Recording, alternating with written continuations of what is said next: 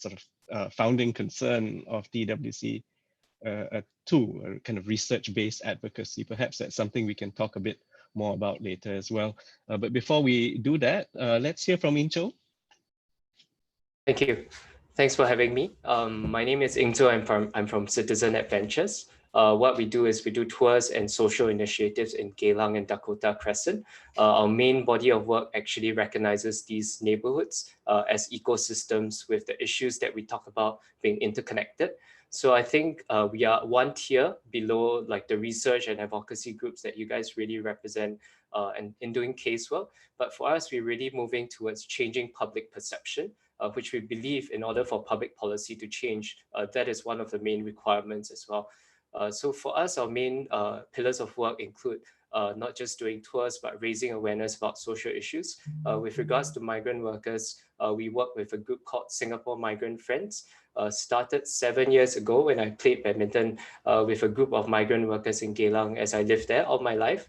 And it was really an eye-opening experience being friends with them and realizing eventually that although we were similar ages, they led such different lives. And I think what astounded me was really the stories of sacrifice that every one of them shared with me in such a very like low-key way that really fascinated me in terms of the decision-making and challenges and sacrifices that they have to make, and really reminding me of the voices of even our predecessors, like my grandfather as a migrant, hearing about the stories of Singaporeans in the past, early generations coming to Singapore and working the low-wage jobs, the difficult environment, and yet eventually having what we call home today.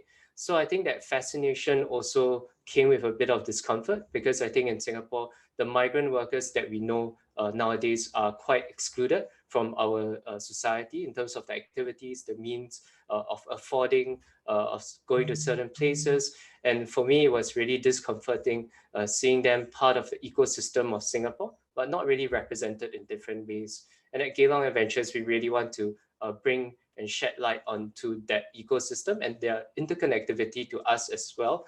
The issues that we see on the ground, a reflection of our society's priorities, and moving forward, how do we represent and champion, I think, these causes, and not just that, but these population of people who are my personal friends as well.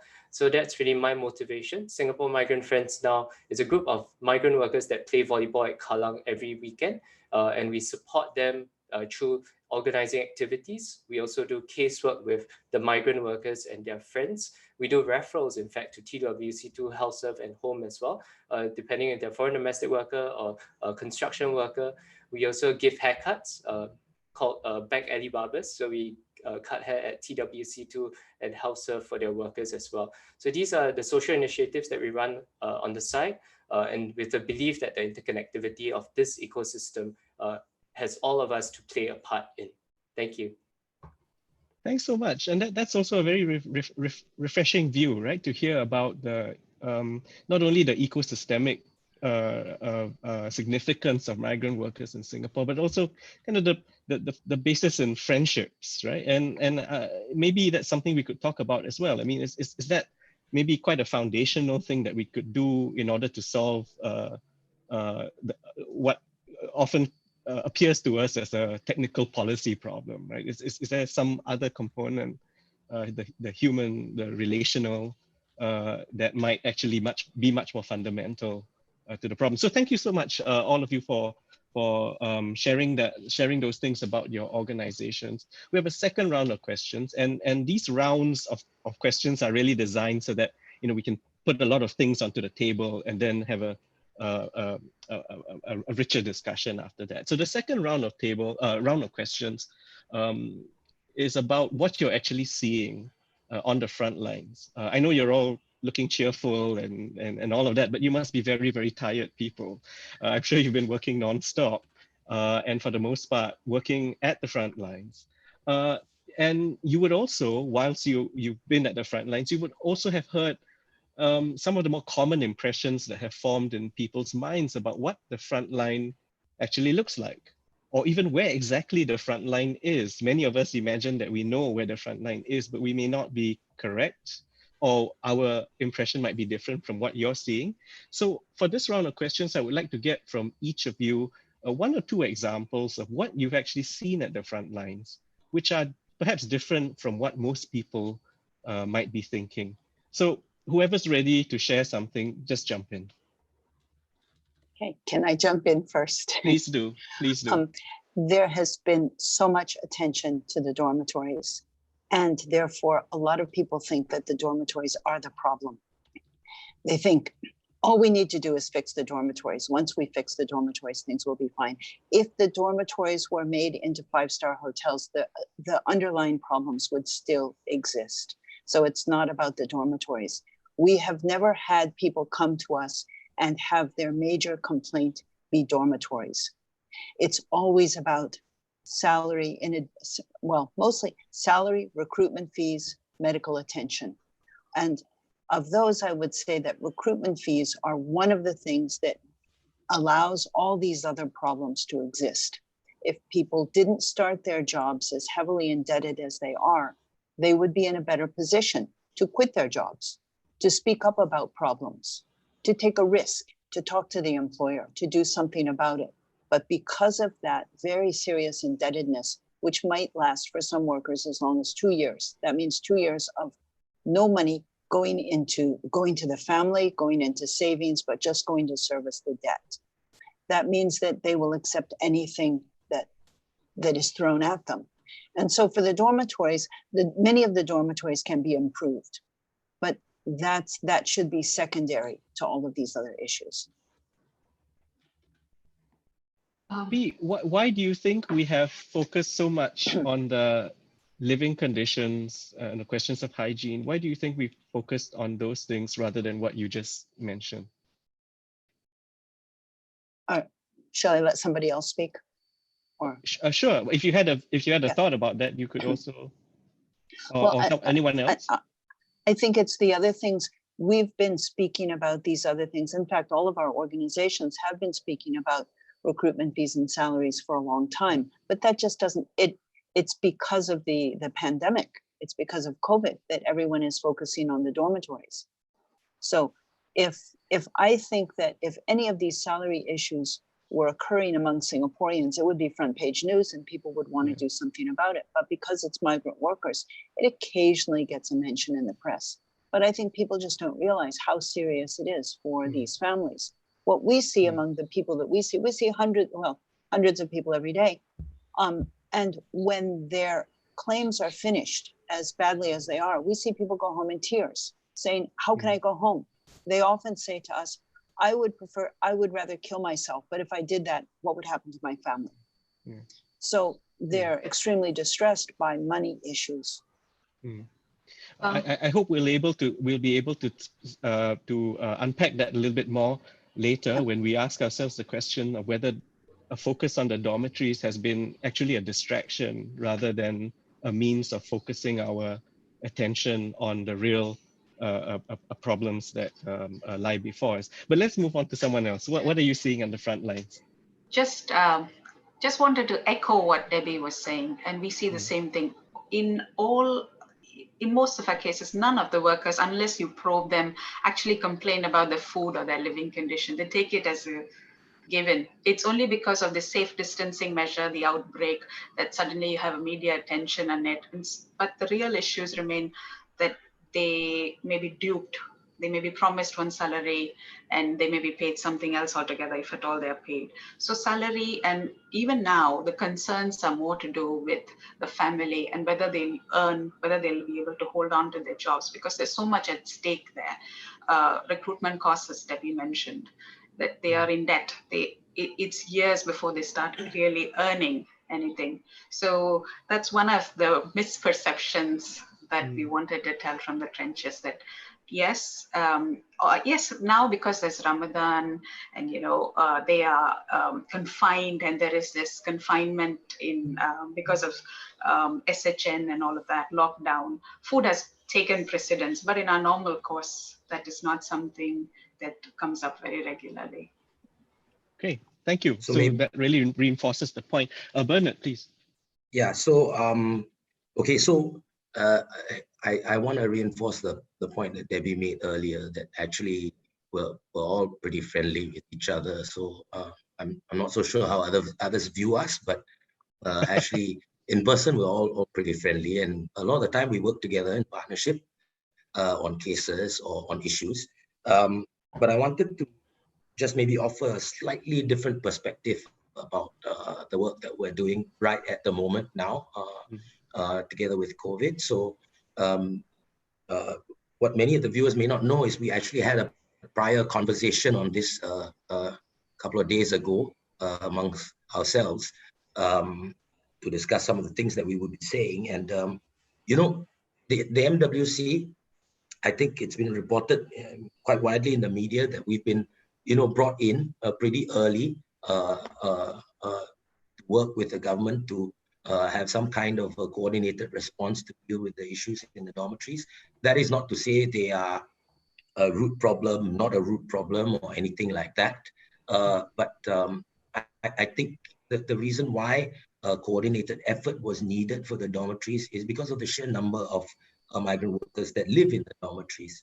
And because many of the issues when they started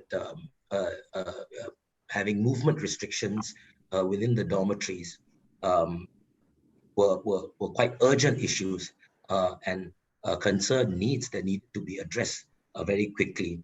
And you know, while the government took the lead in some of the bigger dormitories, you know, I think the thinking was, at least in the beginning, that the big dormitories needed to be addressed quickly because of the size of the population within these big dormitories. But I think also at the same time, there are about more than 1,000 facilities scattered around Singapore with smaller populations, and the operators or management of these smaller dormitories usually did not have the bandwidth to handle the issues that perhaps were not so urgent in the beginning when the purpose-built dormitories were undergoing the gazettes and all that. But we could already almost predict that they would eventually get more and more serious. And so quite early on in this piece, at least the MWC for ourselves, we identified that any way we could try to alleviate the concerns and the challenges of these smaller operators, perhaps just by addressing certain needs like a daily supplies of their workers, you know, considering the fact that movement for their workers in and out of the dormitory would soon come under considerable restriction, so they wouldn't be able to purchase, you know, daily essentials, for example, soap, shampoo, sanitizer, laundry detergent, toothbrush, toothpaste, things like that. So we targeted that and tried to address that situation at scale, meaning with charitable funds, we went to procure or obtain through in-kind donations enough to supply all the factory converted dormitories or all the purpose-built dormitories. So and the reason for doing that is because it would be 1, 2, or 3 less things to worry about for the operators of these dormitories. Then they could then divert their attention to thinking about the more important things, which is caring for themselves and also their residents, the migrant workers that live in their dormitories, and start to implement anti-COVID measures like, you know, safe distancing, the wearing of masks, and things like that. So very quickly off the bat, what we did, completed round about the beginning of April already, we basically distributed 370,000 reusable masks to all the dormitories, and then followed up with things like soap and laundry detergent and all that, all in large quantities to target everybody. And also one of the reasons why the dormitories were slightly more urgent was because, you know, my colleagues are right to point out that quite a sizable population of migrant workers also live amongst us in the private residential properties and all that. But I think the slight difference in the restrictions on the people in the private residential properties were very different from those in dorms. For the workers in dorms, they would be prevented from coming out at all. And therefore, the problem was a little bit more urgent for them and the operators of these dormitories. Whereas in the private residential properties, they essentially had the same restrictions on movement as Singaporeans. So they could nominate one person in the household to go out and purchase sundries and supplies if the need arose, whereas that would not have been possible for residents in the dormitory. So I'm just trying to maybe clarify the little bit of a difference in urgency with respect to both. Yeah. Michael, go ahead. Yeah.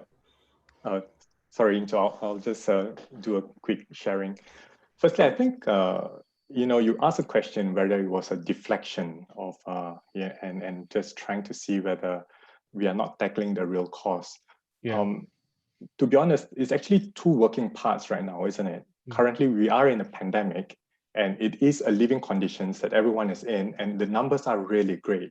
I mean, it's really high of those workers who are currently in the big dormitories, and they are the ones who are currently with COVID-19 positives. So I think to have some coverage on that, it's natural, and that come to people asking why are they living in such conditions and things like that, and that's natural as well, I think, because that suddenly people realize, oh wow, migrant workers have been living like this. Have they really been in such a cramped space? What we're trying to say is that all these are true and real, and it is happening, but it's not necessarily the number one concern of the migrant workers themselves. In our conversations with them, generally, there are always two things that comes out with us. If we go to the dorms and we are able to engage with them and speak with them, and most of the time they will ask us questions like, I'm COVID positive. What's going to happen to me? Will I ever recover fully? Will the virus actually leave my body 100%? Will I be like a normal person again? Or will this stay with me for the rest of my life?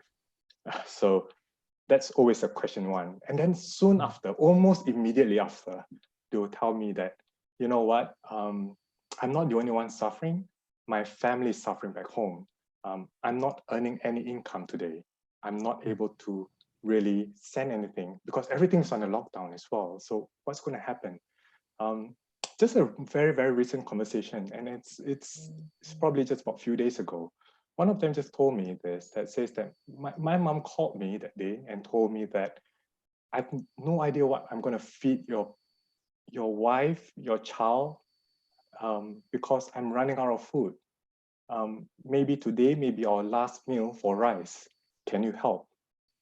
And so we're trying to frame that the idea of that, the needs are real, the dormitory needs are real. We need to look into this, I guess, is somewhat important. But there's also another major issue that we also would like to look into, which is the economic, the salary, the power imbalance. And those are the things that we probably have been dealing with for a long time as well. So, yeah. Thank you for sharing that. Before we move on to Yinzhou, which I'm sure we'll have a lot to say about this, I just wanted to flag that point because many of the questions that are coming in are asking us to meditate on the question of where are these, what is the future of these dormitories, right? If we do accept that it is part of the problem, may not be the full problem or the most important part, but it does seem to be generating a lot of the problem. So how are we supposed to think about the future of these types of purpose-built dormitories? Are there alternatives? So perhaps we can spend a little bit of time later reflecting on that. But Yinzhou, please share. Great. So I just wanted to also echo both sides of the coin that Debbie, Catherine, Bernard, and Michael shared. So I think I represent today COVID Migrant Support Coalition. We started on the first day of the circuit breaker. The intention was actually to gather the smaller organizations in the space to come together with resources to also serve the migrant workers. And I think our purpose of coming together was actually seeing it as a humanitarian relief operation.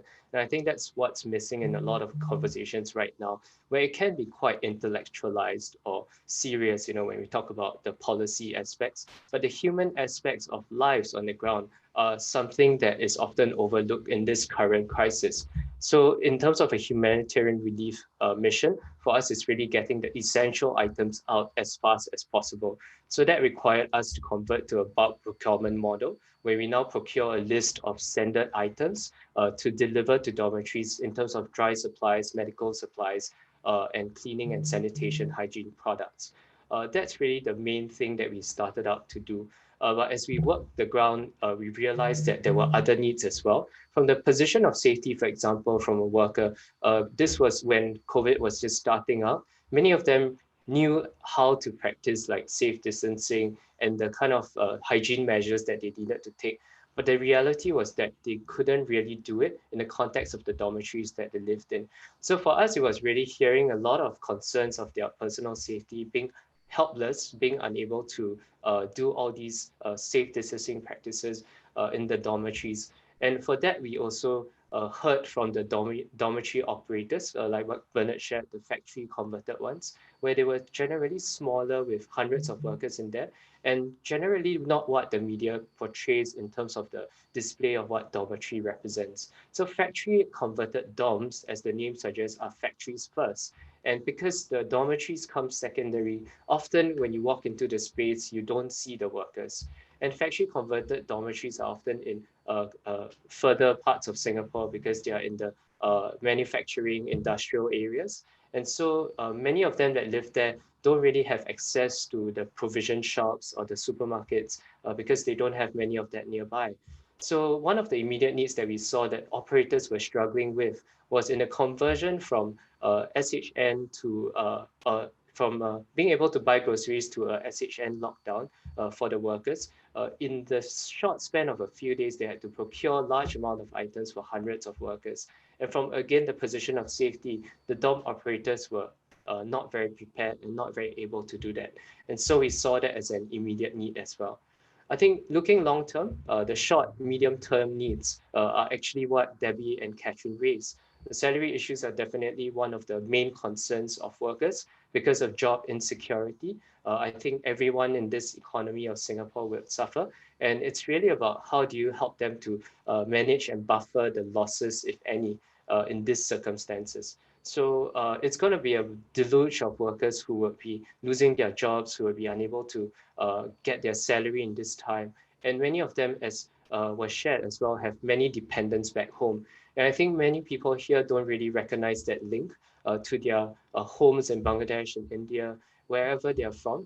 Many of them have actually dependents and they are very stressed, especially with this dependency that the families have. And so for us, it's also looking at mental health and wellness programs, and apart from also having a casework function, and also supporting the work of other NGOs like HealthServe, TWC2, in funneling workers that we encounter with such challenges to them as well, playing that supporting role. Yeah. So thanks for letting me speak. Yeah. Thank you. Such a pleasure to hear all of that. And from all of your contributions, we do get very strongly the sense of how, at one very deep and systemic and structural level, it's something to do with policy, it's something to do with the politics of this, it's something to do with power distribution and all of that, which we must attend to hopefully later today. And then it's the dormitories themselves, which are a kind of physical design problem. Maybe it has something to do with the economics, the political economy of it. And then what you're also telling us very richly is that there is a humanitarian problem at the very heart of it that also cannot and shouldn't be ignored. And I think that's a very, while we will keep the question of the dormitory design and operation later, and the policies later, let's now tackle this question of the human problem at the center of it.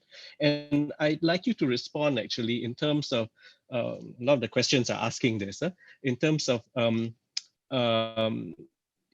how ordinary Singaporeans can contribute to this, right?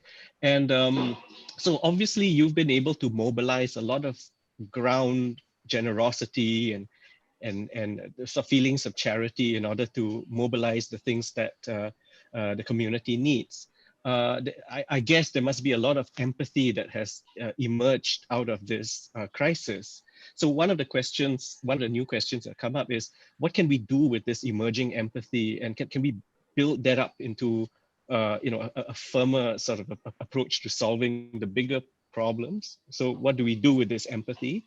And secondly, the most practical question is, I'm an ordinary Singaporean, right? I'm not sure what I'm good at, what I can do.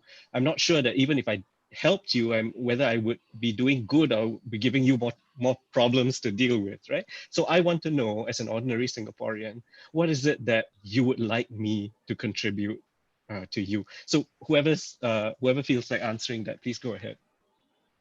Can I Michael, start? Please do. Yeah. But firstly, I think we are very, very thankful in HealthServe. We have a large support from a large group of volunteers. We have over 400 to 500 volunteers that actually come alongside with us, and we cannot do our work without any of these volunteers. So at one of the things that you're talking about, the humanitarian, what can we do? One of the most basic things that we can start off with our attitudes, I guess, a change of attitudes towards a migrant worker. View them as a common humanity and not as an economic tool. And that's one thing that we could change, and that would move a lot of boundary and obstacles. Also, another thing that we probably can view them is that they're not, well, one of the things that in our conversations at times is they view migrant workers as a threat to society. They view that they will probably riot at the smallest of things. And in getting to know the worker, if you just speak with them, you come to realize these are such a relational people. They love music, they love poetry. They have so much knowledge about the things of gardening, farming, and they can share with you a lot of things, and they'll share with you about all the things that they've built as well. If you would just walk down, sometimes Shenton Way or so, they will tell you, this building I helped build, and that tile, yeah, that was where actually I had an injury over there, and you start to realize that there are more to it, and he's more than just a person here to to help us in our economical gains. He is a person, a son or a father, and that's very important for us to remember. And so, yeah, sorry. So quickly to answer the second question about what else can volunteer come and do. At HealthServe, at least we do still continue to run our clinics. However, we do ask that we currently need medical volunteers, those with medical certifications that will help us tremendously. People with counseling skills, we are always reaching out to anyone with counseling skills to come alongside with us, to volunteer with us. And actually as well, I mean, in terms of just needs, basically, in terms of donations, that will help us. The reason why I think donations is easier for us than donations in kind, because we actually providing some of and meeting the direct needs on the workers. A case in point, some of the workers are now not able to even pay their shelter, and they risk being evicted by the landlords. I mean, it's by no fault of anyone, it's just the way it is, right? And how we're coming alongside is that we'll say, okay, can we help you? Can we actually support, like maybe your just 1 month to help you, stabilize before you need to move on. So that's why donations will be helpful towards any of our organizations. And as everyone, we work very, very closely together. So it doesn't have to be HealthServe.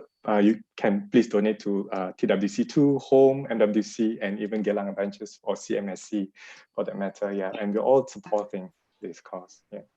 Thank you. Before we move on, I just want to also build on one point that you made earlier, which is this notion of a common humanity, right? Recognizing them as people just as we are people. So I picked that up because I myself struggle sometimes to understand our response, right? There are many among us who, one of you used the word deluge of help, right? There's a flood of assistance. So clearly people are responding in a very generous and empathetic way. So I wonder, what is it? Are they doing this because they recognize the common humanity? Are they doing this because it's a, I don't know, a sense of pity, or is it a spectacle that demands this reaction? Are they doing it out of guilt? And yet at the same time, on the other end of the spectrum, there have been reports of people who've been a little less tolerant, right? I mean, sometimes the words like racist and xenophobic have also been used to describe that end of the spectrum. How should we understand this response from Singaporeans? Is it all mixed up in each one of us, or are they just different people who are behaving differently? How do we make this a sustainably helpful kind of development? Bernard? Bernard, please. Okay, yes. I think I want to address this from the perspective of operations on the ground, and for an organization like ours, which we have experienced a considerable surge in people wanting to come forward and donate items, donate money, and also volunteer, in our operations to support the ongoing effort against COVID-19.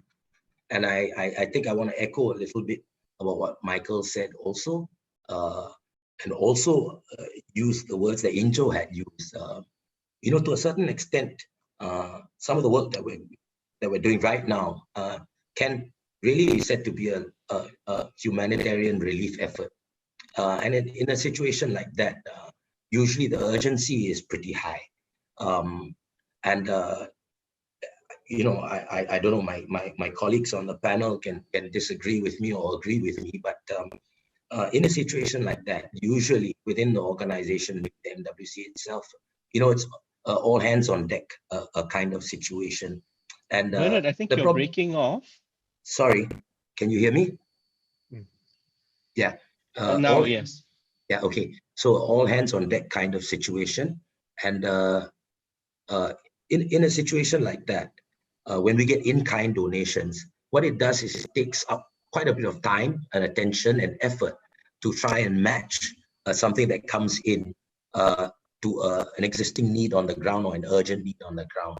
So Michael didn't go as far as to say this, but in a situation like that, we really would welcome help in terms of money rather than in-kind donations. So just to give everybody a very obvious example, we've had donations or offers of everything from, I used this example before, 5 fruit baskets. I mean, there's not very much I'm going to be able to do with 5 fruit baskets, but at the end of the day, I need to be able to not completely turn off this donor. So I need to spend the time to manage him and say, thank you for your intention to help the migrant workers and all that. But this takes time and effort and logistics, which actually could distract us from the actual urgent work that we think we should be putting our attention to. In respect of all Singaporeans and what maybe any ordinary Singaporean could do, I've already mentioned this at a previous forum. What I have tended to find was in previous big incidents or big events concerning migrant workers, I would see the same surge in care and concern for migrant workers. I would see the same surge in people wanting to come forward and volunteer and donate.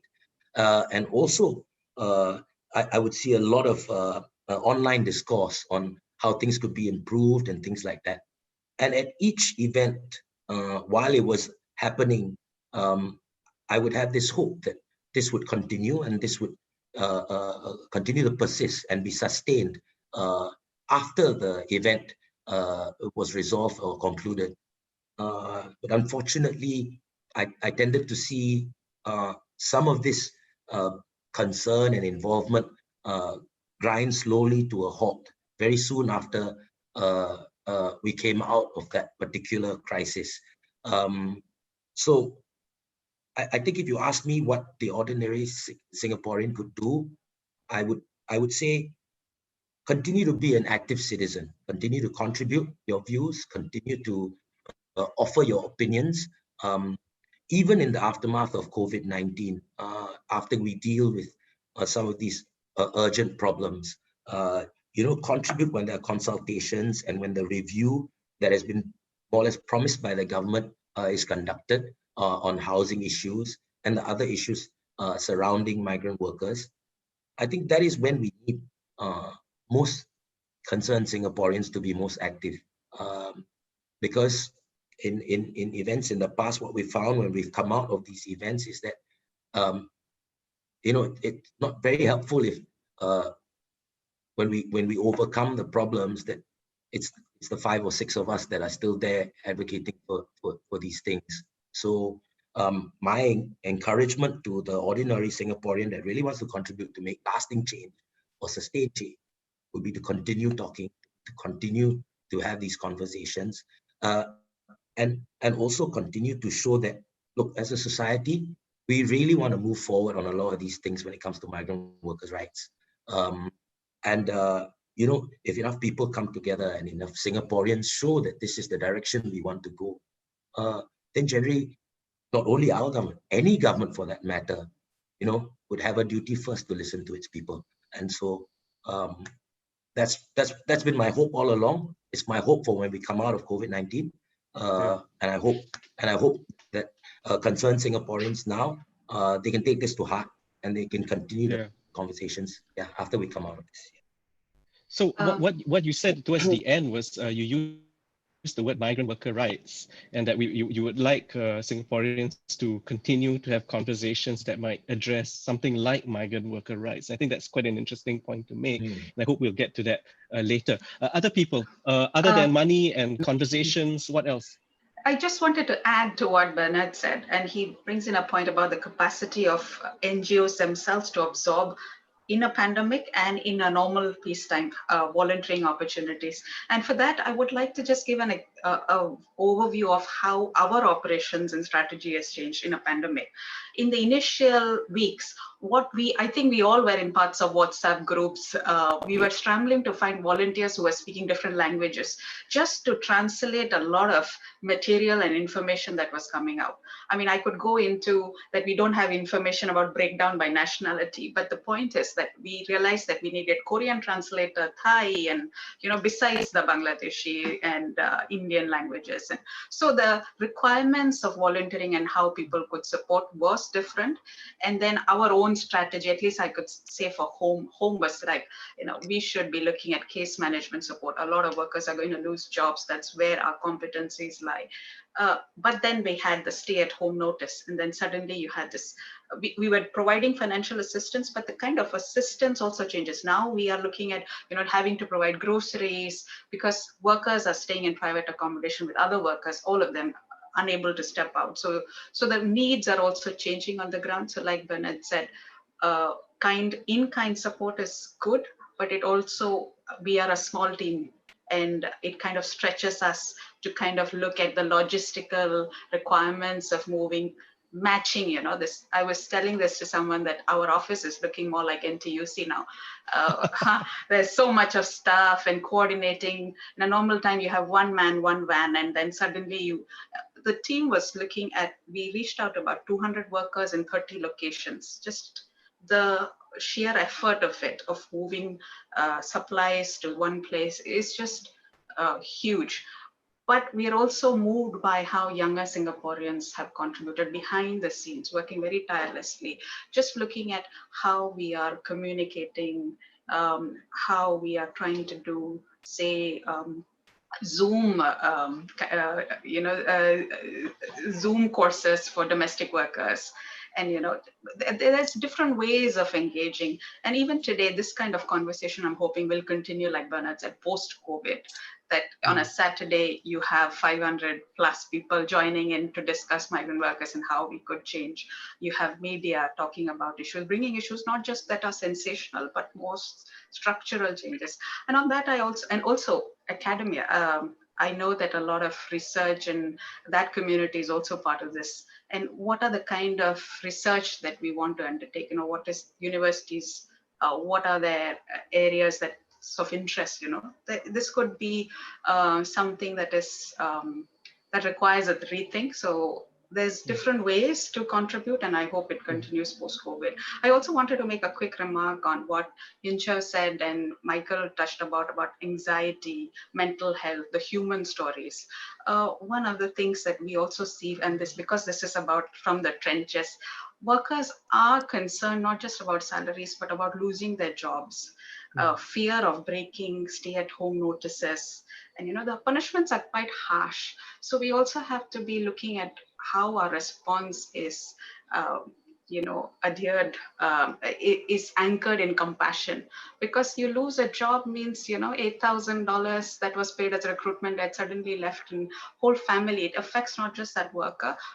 So there's a lot of aspects to it, and this is a time of uncertainty for all of us, and especially so for migrant workers. So these human aspects need to be considered in our pandemic response. Thank you very much. Debbie, I'm sure you've got plenty to say. Yes, everyone else has been very good about bragging what they've done during the pandemic, and I would be remiss if I didn't do the same. One of the things that we've done is we've been able to top up phone cards for over 40,000 men who are stuck in dorms. So we thought, this is what we can do. We knew that there are a lot of other organizations that are meeting the needs as far as food and face masks and various other things, the material things. But phone card top-ups give them a lifeline to their families, and to their friends. So often they're stuck in places, they're moved to other places. So phone communication is important. Also, when you're stuck, it allows for entertainment as well. But with that phone top-up, we've also established communications with tens of thousands of people. And now we're asking about salaries. So information coming from MOM about what the employer is supposed to do or suggested to do or might do if he feels like it has been very unclear and convoluted, and it confuses the employers as well as the workers. So they see a certain figure and they think that's the money that's coming to them. They don't know that that money that is coming to the employer is meant for the care and upkeep of the employer and maybe for his salary as well. So there's an awful lot of confusion. The other thing that we've done besides try to find out about their salaries is we have a team of interpreters who are getting WhatsApp calls from these guys asking for clarification. So this is one thing that I won't say we're solving the problem. I would say the problem is the message is not clear. So this is also contributing to it. So looking a little bit down the road, we're going to hit a situation where the men feel that they haven't been paid properly, or they know they haven't been paid properly, or the money is clawed back through various deductions. The employer might claim that these deductions were for housing and food, but was it really? So this is a flood that we're expecting to see is about salaries. Then job security. Past this, job security is the main thing. Singapore will slowly try to revive the economy, and the economy depends on construction. So which workers are they going to have? Are they going to keep these men on until the construction industry is up to speed and can re-employ them? Or are they going to send them back and bring in a whole new batch? This is something that is really of great concern. So that just brings me back to, if they're allowed to stay here, what happens if their employer has gone bust? Will they be allowed to switch jobs? Will it be possible to switch jobs? Will the new employer also ask for kickbacks from that new employee? So this is what we've seen in the past, is even when those men are given permission to change employers, the new employer still wants kickbacks. Because if he gets a new worker from home country, that man's going to give kickbacks. Why shouldn't this man who's in Singapore already take kickbacks as well? So construction has been so profitable for Singapore because it's been on the backs of migrant workers who are certainly underpaid. Now, some may be doing well, but the fact that we see possibly 10% of construction workers, that indicates there's a tremendous problem. So going forward, I think that what people should do, there has been an outpouring of support in money and in kind. And this is good to see, but I think that everyone who's concerned now should keep their eye on the ball and not just look at this as a problem that needs to be solved during these, we hope, only few months where workers are not permitted to work. But we hope that they continue to look at the problem as it plays out. What's going to happen to these workers who are here now, who may not get what they are supposed to get, and will they be sent home? So money and families. That's all. Thank you. There are a few questions, just taking off from what you just said. There are a few questions that speak to the problem of compassion fatigue, right? That we are very focused now on doing our best for the problem. But if we accept that the problem is beyond just a dormitory issue, but a bigger one to do with the structures, the system, the maybe even the global industry, right? In migration industry, if you like. This is not something that's going to disappear even with our best efforts. So what are we going to do about things like we're not going to be able to keep up the kindness, right? Keep up the keeping an eye on these issues, because it's going to tire us out after a while, and it's going to go back to square one maybe. So I guess what some of these questions are suggesting is we do need to pay attention to the larger structures that are creating these problems. There is a question here also about what have you sensed in your interactions with the migrant workers? How do they, what do they think about the policies themselves? What do they think about the way that we, think of the economic purposes of having migration and so on? So do they have views about these things? Do they share them with you quietly? Can we hear a little bit about that? Anyone? Yeah, happy to start. Please. So I think with our interactions with migrant workers, especially during COVID, as we meet them in the dorms or online, as they call in for help, one of the things that they actually like is a reassurance element in terms of clarity of information. So for example, when we receive calls for help for workers in providing meals, we actually have due diligence functions in our casework where we not just capture what the issues that they're facing, whether it's because they're unpaid, unable to access the food, but we also have a loop to feedback and send this information to MWM for investigation. So I think this due diligence is important because we don't want to feed workers and wean off responsibility from employers unknowingly. And for us, it's also actually seeing that the workers feel a lot more reassured with certain policy enforcement measures that is being taken. And some of them, the employers actually do come back to feed them. And for many of the workers, it could be a lack of communication with the employer, or sometimes employers are not aware of the rules or the need to provide food during circuit breaker. And so these are the circumstances as to which we bridge that communication. So having the policies in place are definitely good. But I think the economic realities still stand in terms of job insecurity in this COVID period. So even for our volunteers as well, we have coalition members, 200 volunteers right now, and all of them are all like volunteers with regular jobs, or some of them transitioning because of COVID as well. And we have long-term and medium-term programs like mental health and befriending function. We're starting also a reassurance pool together with HealthServe to reassure the workers and dorm operators on the ground who may have COVID or COVID positive cases within their midst. And these interactions with the workers, many of their priorities are also on the need for a perception of safety. So whether it's clarity of information in terms of how do I recover from COVID, or even the type of equipment that they'll need to clean the toilets, for example, are things that they don't really know about. So what we have been doing is distributing PPE together with the help of HealthServe and the supply of PPE that they have to these workers and operators who are working in these confined locations with COVID positive.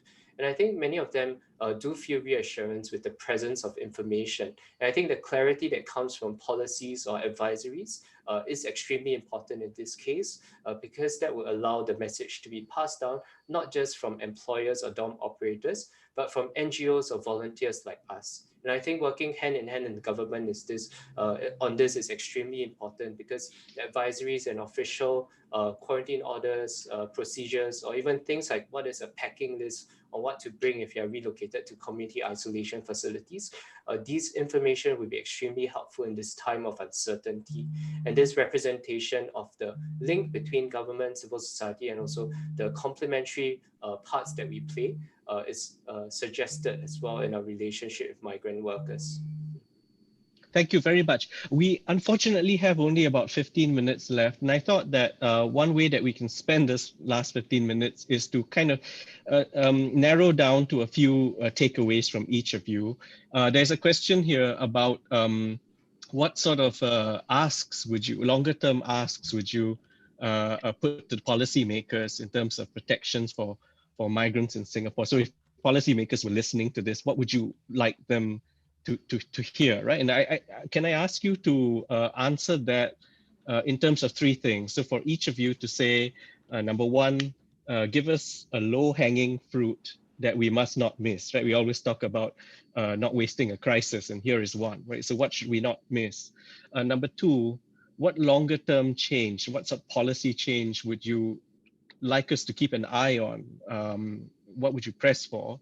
And number three, you're all such friendly people and obviously already working together, but is there something else we can do in the name of collaboration, right? Whether it's within civil society itself, can you be collaborating more? Can you be collaborating better? Or can you be collaborating with people outside of civil society? And maybe say something also about that relationship with the state. I mean, we talk about this view from the trenches. We use a war analogy. And with war analogies, there's a lot of hierarchy, there are generals, there are foot soldiers. Is that how we should think about civil society going forward? Or is there some other better metaphor for making us a much more resilient country? So you can sign off by answering those three things. Who would like to start? Happy to start. Please do, Catherine. And I'll try to, we've touched upon some of these issues before. For me, the low-hanging fruit from the non-domestic, for the male migrant worker side, is looking at the salary issues. That jumps out as a critical issue that we'll see more of in the post-pandemic, in the immediate months and in the longer-term months. So I think it's important for all our work-life balance that we address some of these salary issues so that we don't have this deluge of cases that we mentioned. And one way could be just a simple thing of most of the cases that come to home, they do not have electronic salary. They don't have salary slip. Bernard mentioned it. It's still optional for work permit holders. I'm not saying that will solve all the issues, but it could address some of the issues. So electronic salary payment that is also linked to the pay slip, so that we have some sense of accountability and some of the wage disputes can be addressed, especially when you have reduced economic activity. Construction sector itself is going through a crisis of sorts. The role of state is obviously very important. In the construction sector alone, about 60% of the demand is public sector demand. So what the state can do in some of these issues is definitely, a big part. So that's on the non-domestic side. On the domestic side, based on the calls that we are getting, we definitely need clearer guidelines on rest day. Payment in lieu for rest day work. Rest day guidelines are still so vague. What is rest day? Is it 24 hours? Because most of the domestic workers still work in the mornings before they go and they come back, they're not paid. So this is one of the issues that have come again and again, and this is one area that Home has been kind of advocating on. So these are two low-hanging fruits that definitely come to my mind. Just a very quick question, just a very quick question on the e-payments. It sounds like an obviously good thing, and I imagine everyone on this panel would agree with that. Why hasn't it been put in place after such a long time? You must have been advocating this for a very long time. What's holding it back? It is still optional for work permit holders. And then if you look at, if you just look at where we've come in this pandemic, I think, Bernard, is it right that you have 100,000 bank accounts that were opened? And because you realized that, workers needed to be paid in, even when they were in the lockdown dorms and all, but most of the cases that come to us are not paid, actually. Pay slips are completely out of the picture. So you need both, but they would both need to be connected. So the pay slip has to talk to the electronic salary. So there's a gap in the will, or to do it, or is it a technical problem, or why can't it be done? So by virtue of Catherine's arrow, thank you, Catherine. I think I'll go next. Please, yeah. I see low hanging fruit. I'm going to try and tackle this, the 1, 2, 3 points that you laid out for us, Kenneth. Yes. As low hanging fruit, I not only see in terms of ease of achieving, but in terms of urgency, something we can do very quickly now. I mentioned earlier, and I allude back to what Debbie said also, I think a lot of us are expecting a surge in layoffs and salary claims for migrant workers as we slowly come out of the very strict movement restrictions now at the dormitories. I honestly wouldn't be surprised if the lockdown was relaxed and the next thing you see is groups of people marching down to MOM in Vandermeer Road where they filed their salary claims. I mentioned earlier that we've been in partnership with the Tripartite Alliance for Dispute Management since 2018. And for many of these claims that are unsuccessful, and one of the reasons why they would be unsuccessful is where the employer is unable to pay because of financial distress. We fully expect that many employers, especially at the small, medium enterprise level, whose resources are not large to begin with, will basically be affected adversely after the strain of the past 2 months. And basically, not because it's deliberately not paying their worker or whatever, the situation just it doesn't allow them to make payments. So we will have this group of workers we fully expect that are coming forward with these issues.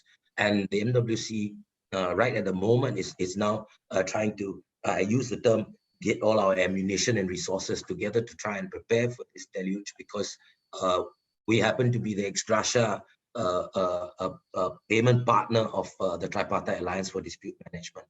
And I think we are expecting, I mean, prior to COVID, I think per year, the amount we were paying out in ex gratia is slightly over $500,000 in terms of payments to workers that were unsuccessful in the claims. We expect this to balloon considerably. We don't yet know what exactly the factor of the multiple it is going to be, but we do think we're going to need quite a lot of resources. And that's actually also another reason why we say, because these payments are made from charitable donations from our charity. So another reason why we say, if you really want to contribute, one of the things you can do to have a more lasting and long-term impact on the migrant workers is to contribute monies. More longer-term change, I would see as the same as what Catherine mentioned. We've been arguing for electronic payment for migrant workers for a very long time now. One of the things we have done to try and create a more conducive space for the government to go on to mandate it is we started up our own membership program, partnered with POSB Bank. So basically the underlying condition to signing on as a member is that a local POSB bank account is open for you. And the thing is, we only launched it in April 2018. Today, we already have more than 200,000 members. So what this means is, it's a free of charge membership, of course, but what this means is we have at least 200,000 workers that are here right now that have already opened bank accounts. I think surveys have been done, and by and large, upwards of 75% of the workers in Singapore are already paid electronically. And this bears out, I think, with the case stats of everybody. Catherine mentioned it in brief earlier on.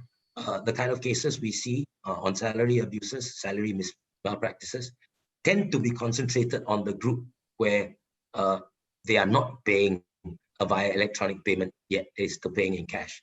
So one of the quick wins, I think, especially the COVID period has shown us, is that the value of electronic payment, workers that were in the dorms during the lockdown, I think they benefited much more than those that were paid in cash, in terms of being able to see that your salary has been paid, make confirmation of that, and then electronically remit it back home. So they had a number of advantages over those that were still paid in cash. And then lastly, I think the question about collaboration. Again, I'm going to repeat it. Not a lot of people know about this, but I think we often come together, pretty good friends with everybody here on the panel. And I think everybody is much the same. If there is an issue plaguing a worker, that's part of a case that I'm handling, or any one of my colleagues on the panel is handling, and you know, there was some kind of positive impact that could be made by someone else on the panel, I think today what we do is just one phone call, and no one ever says no. You know, so we work very closely together on the ground when we're doing our case management work.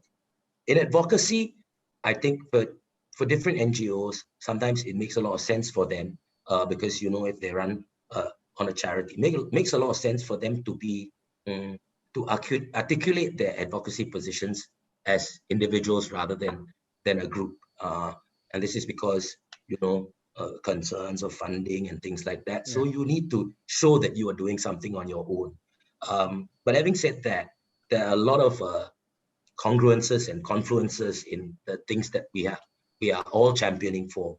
And at a certain level, together with the Singaporean public, this is why I've always said, you know, there's a role for everybody. And if we want to do as a community, we want to build a community where all sectors of our society value our migrant workers, treats them as human individuals, as equals.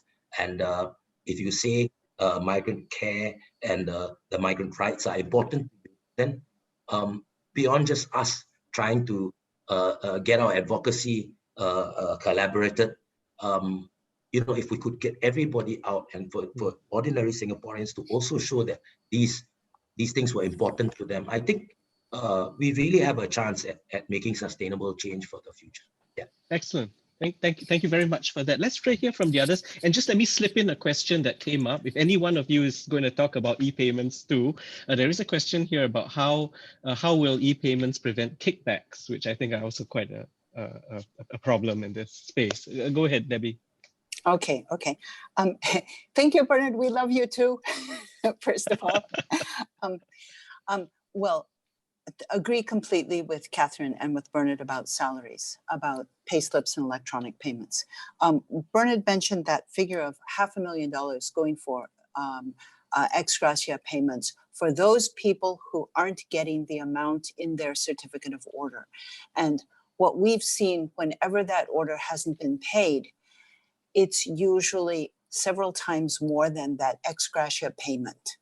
So they might get, say, $2,000, and what they're owed is between $10,000 and $20,000. So that's not good enough. It's something, but people come to us and say, why am I accepting this $2,000 when I should have been getting $12,000, $15,000? So there's a real problem here with salary non-payments. It almost seems to be a business model of some of these small subcontractors in construction companies, that they bring their workers on. What we see when we see people with salary claims is people who've worked for maybe 6 months before they lodge a salary claim, because if they make a complaint at the start, they're sure that they will finish their job. If they make it after, say, 6 months, they might get the money they're owed, and it would be more money in hand.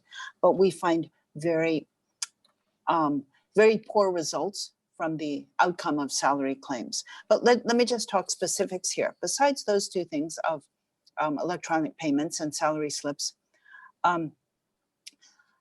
we might think about minimum salary, which is what several other countries that we can be compared to, not just Western countries. So I think it's Japan, South Korea, Hong Kong, they have minimum pay, salaries. So that's one thing. The other is job mobility. If this job isn't working out, make it certain that you can get a new job. And how to prevent those kickbacks or those kickbacks. If it happens in Singapore, it can be controlled. If they go back to home country, it's very hard to control how much money is paid to various middlemen to get that job. But most of the people we know who are given permission to switch companies, they say, I couldn't afford it. I didn't get my salary. I wasn't paid my salary. I only got this small ex gratia payment. I've been given permission to find a new company, but it's more than I can afford. So if it happens in Singapore, deal with it. Get some real enforcement. Enforcement about the certificate of order after the salary claim is concluded, and enforcement of whoever is asking for money for that new employment. So those are things. And the other thing, if there were easier job mobility in Singapore, for people who are within Singapore, it would also help to cut the agent fees that are asked for when people are coming from abroad. So it would be a way towards that, from breaking small companies from their addiction to the kickbacks that they receive from their workers. Thank you. There are some questions coming through about mental health, and I imagine that if anything, solving the payments problem would contribute greatly to mental health. But if you had some comments about that aspect, feel free to contribute them here. Who's next? If you don't mind, could I go? Please do. Sure. Okay. So I think with regards to like the policy changes, the lower hanging fruits as well that I see with the drive for empathy is also looking at the more human aspects of workers' lives while they're in Singapore, in terms of the social spaces or in terms of the rights to kind of organize. It reminds me of early clans and associations in Singapore that were mutual self-help groups for early migrant workers. And I think what was interesting about the strength of clans and associations gathering was also in how they supported one another. New migrants as they came were supported whether financially or with regards to housing or even welfare when they are not doing very well in terms of job insecurity, or if they are having a rough time at work, or even with their families back home. And I think the nature of humans is that we are social creatures. Looking at migrant workers in Singapore, I think the access and ability to socialize is mostly limited also by how much they can afford, and also the spaces where they are seated in terms of the places where they can go. So I think the organizing and the kind of gathering approach on a social manner could also be something that was looked into, which is why for us in our work with Singapore Migrant Friends, it's also through the means of sports and arts and activities to bring people together, learn new skills, and participate in social activities that is contributing to the overall well-being of a person away from home. And I think especially in this time of uncertainty, there is strength in self-supporting one another, whether people who speak the same languages from the same countries and even villages, how they have came together to support and rally one another. We had a couple of workers in Singapore Migrant Friends who were actually in S11, the dormitory, with a lot of infections. And in the initial phases, we were all very concerned for their well-being. And I think that support network that we had really helped the two workers like overcome their anxiety. So there is value in that supporting. And I think the other policy change could also be considering ethical hiring guidelines for private sector, and also for in terms of the enforcement of agent fees. It is a very host country issue of having high agent fees, but I think cross ASEAN networks or cross-country bilateral agreements may also be helpful in solidifying some guidelines or baselines of how much agents' fees should be paid. So these could be possibilities that would be looked at. And I think in the private sector, there are also a lot of solutions that are coming up. I think to consider these solutions seriously, and also to relook at how we've been hiring and also been providing for certain elements at work. Yeah. Thank you very much. So before we go on to to Michael, there is also a question here pointing to the longer term aspect that we should keep our eye on about the strategy to reduce our economic and I guess social dependency on migrant workers. I wonder what migrant workers would feel about that, and what do you feel about that as well? So feel free to slip that in too, Michael. Okay. Thanks, Kenneth. So maybe I'll touch on the part where you said whether the salary and the mental health and whether they're all intertwined and interrelated. So the short to the of that is definitely yes. However, we we are, the workers that we engage with, they are very resilient people. They've gone through a lot of things, they've sacrificed a lot of things just to be here. And I think most of them at points, breaking point is during when they are not able to provide for family back home. So that's always an issue. Being distant from family is also another issue. So when we look at it holistically, salary is definitely a triggering point. Being far from family is another issue that they also have to face, loneliness, and yet needing to deal with the stress of work, stress of life, and things like that. And how do we want to deal with this, right? So one of the low-hanging fruits that you're asking about is, we do want to be able to offer, and maybe counselors alike and everyone. It's not just to, to maybe open the channels to migrant workers as well, not necessarily just for local Singaporeans. That's one. Enabling them to see that, it's okay. It's okay to go through these stresses. It's okay to be afraid. And, you have avenues to be able to talk about it, to be able to see whether or not maybe some financial assistance or even some strategy. We never talk about financial strategy with them before. It would be a good thing to start some conversations like that with them. One of the key things that we in HealthServe we always try to advocate for is that every worker that comes, and when they get injured, especially, they struggle to just get treatment. For one, because I think it is, example, if you were to go to a hospital, they will need some form of a letter of guarantee just from an employer, so to be able to get admitted to the hospital. And that's the reason, because of that, currently all employers are responsible for the health of the migrant workers, and that's rightly so. However, we have also come to realize that during this pandemic, it has shown some weakness in that. I know of very many good employers. They're actually coming to me and say that, it's very hard. It's very, very hard. I'm trying to just keep my business afloat, let alone taking care of the worker.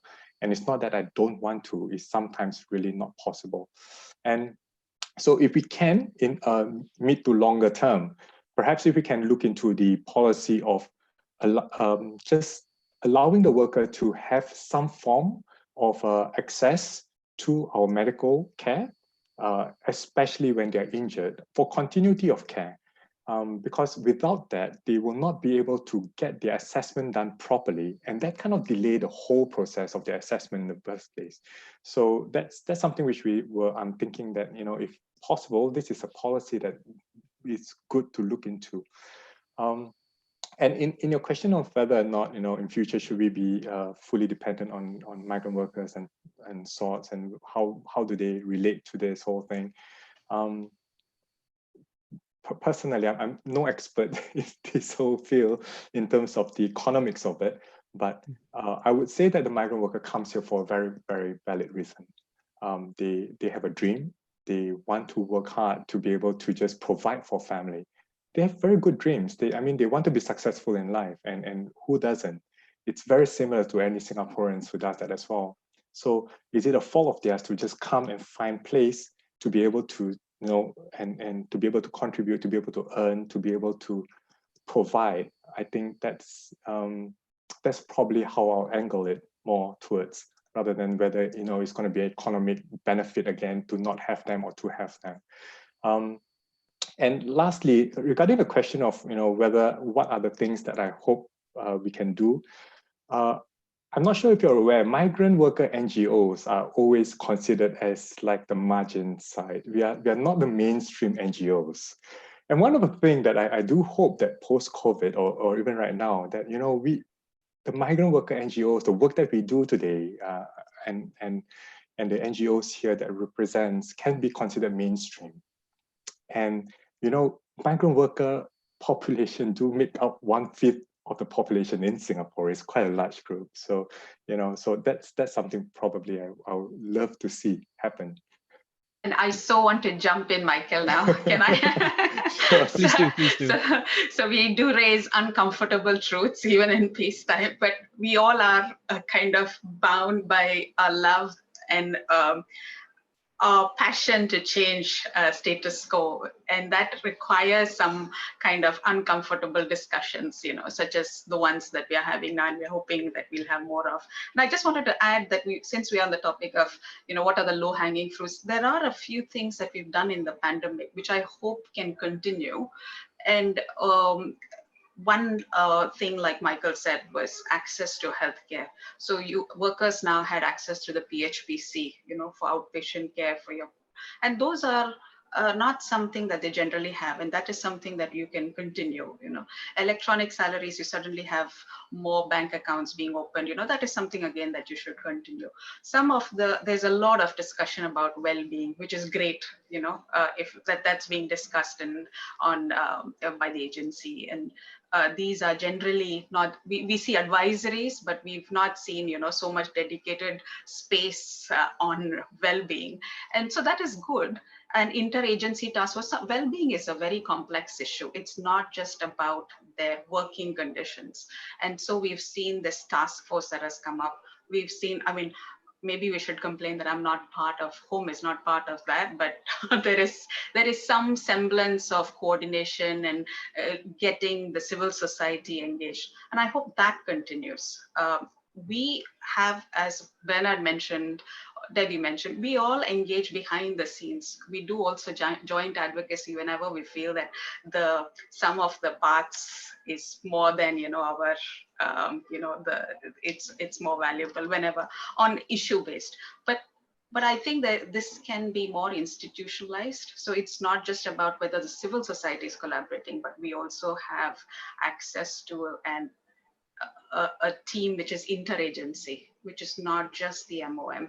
And I think that also requires, that's a difficult discussion. That's a more longer term discussion. It requires us to look deep down on our migrant worker policies, which are mainly premised around maintaining Singapore's competitiveness, right? It's keeping our costs low. It's still employer centric. And so that's at the heart of all issues. And I think it's time to kind of question that.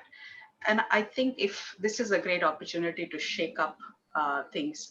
If we look at this issue and we just look at our dorms and let's do some electronic payment, I think we've missed out on a real opportunity here. And I think how we emerge out, it's a great opportunity to also expand Singapore's soft power, to go beyond this business-friendly image, to look at our migrant worker population. And there is so many things that we've discussed. There is need for interagency coordination. There's the role of NGOs, the power dynamics between employers, and it has emerged more starkly in a crisis. These are all issues that were anyways there, but how do we address this gap between policy and practice? So there are also enforcement issues. Home has long advocated for worker union, giving workers a voice. I don't know if that's very palatable, but we could look at other mechanisms maybe. And that's not a low-hanging fruit, right? That's not a low-hanging fruit at all. That's very high-hanging. But maybe mechanisms like ombudsman to look at redressal and justice, and maybe we should be having those discussions as well in the longer term. Yeah. Okay, just 10 seconds, Bernard. 10 seconds. Okay, so I just wanted to end off with what you talked about, longer term change and whether or not continued reliance on such a large pool of low wage, low skill migrant workers. How do we wean ourselves off that? In a way, we've all talked about in different forums, people have been saying Singapore's kind of addicted to low wage, low skill migrant workers, carrying the bulk of the heavy lifting on the ground. And actually, I think, I quite agree with that. What we found, which touches on a lot of things, and some of the things Debbie's already mentioned on, fees and things like that, is that there tends to be a little bit of a correlation there. Generally, the lower the skill, the higher the recruitment fee to pay. If you look at it in terms of a bit like a market type setting, if you are a low skill, low wage migrant worker, the lower down the skills ladder that you are, you would expect to pay a lot more money in order to secure a job to come to Singapore. And Debbie's pointed it out. All these payments are made to because you need more middlemen to be involved to help you source for this job because of how far you are away from the recruitment center and how low your skills are. But if we could try and reconfigure the way we do a migrant worker recruitment, and this is just an idea that we having for a long time now, and try and shift away from hiring for quantity at this level, but instead hire for quality. Because what we find is the higher the skill, the more the worker or the candidate is able to determine his own terms of the contract, rather than left with no choice at all and just have to accept whatever to get. And the other thing is, generally most higher skilled workers have better English competencies. They're better able to integrate into the Singaporean society and system. They tend to not have a lower tolerance for workplace malpractices, like for example, salaries not coming because they have greater mobility. So, you know, at the same time, this would go alongside the productivity effort, the greater productivity effort among industry in Singapore. And I think there's a lot of benefit. So I just want to leave everybody with this thought. Maybe that's the way we could go. And in the process of doing that, maybe lower our reliance on low-skilled, low-wage migrant workers, and obviously many knock-on challenges and issues that come with a large population like that. I wonder if, you know, people might give some thought to that and see how. Obviously, in order to get that done, like you're saying, it's not short or medium term. You've got to get everybody in on the act. Industry, corporates and companies have got to cooperate. The government have got to see that there's value in this. We will obviously try and champion ground up, and Singaporeans have got to come in and of course give their opinions as well. So I think at the end of the day, we just go back to this whole of society approach again. I just want to leave everybody with an idea like that. I think that's really an excellent thought to end on. Even though you know, I'm very certain that the panel will have many other things that they would want to talk about, and certainly there are many excellent questions that have come through the system throughout that unfortunately we've not been able to address adequately, because that's all the time that we actually have. We've gone past the time actually. So very grateful for this opportunity. I mean, I am very grateful for this opportunity to be so illuminated by all your presentations. They're very sincere. They're very honest. They're very truthful and constructive, and very inspiring, in fact. So thank you for that. Thank you also to the audience for spending this time with us and for contributing so actively on our Q&A board.